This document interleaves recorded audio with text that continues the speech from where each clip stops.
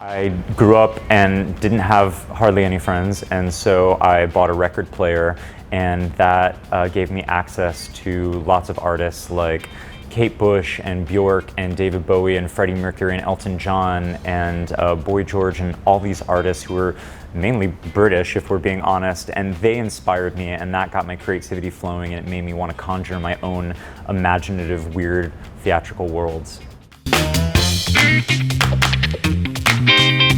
My theater idols are all people who exist outside of theater, but I find highly theatrical. People like Mama Cass, Willie Ninja, RuPaul, Bjork. A troublemaker, a truth teller, a provocateur, an eyeshadow aficionado, and someone who is equally interested in glamour and social justice. Rocky Horror, Hedwig, Hair, anything that's a little bit sexy or dangerous for musical theater I'm usually into. One of the proudest moments in my career was with another one of my musicals, K-pop. Lin-Manuel Miranda came to see it, and he cried after the show, and he hugged me and said he was inspired, which was really trippy to me because with people who are of the older generation in the theater, we idolize them, we put them on pedestals, and we think it's almost like they're not human. And so when you have a moment like that, you realize, yeah, they're just other people like us, and we're all part of the same lineage and links in the chain kind of building on each other. So that was really cool. Well, I think musicals in general are just impossible. I mean, I can't think of a thing that would be harder in general other than saying, I want to be a professional magician. I mean, it's just totally unrealistic to try to make this your life career, and yet I'm making a go of it and I love it.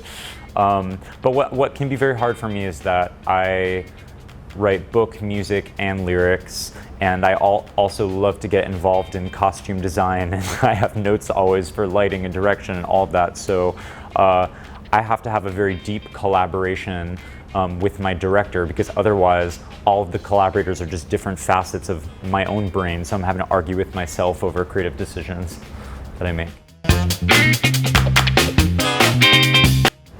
Not alive, probably.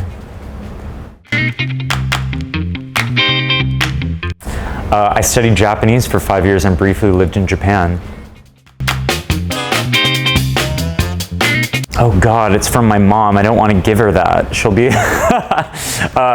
You miss 100% of the shots you don't take. You know, growing up I was very, very bullied because I'm 31 now, even though you can't tell because of my wonderful skincare regime.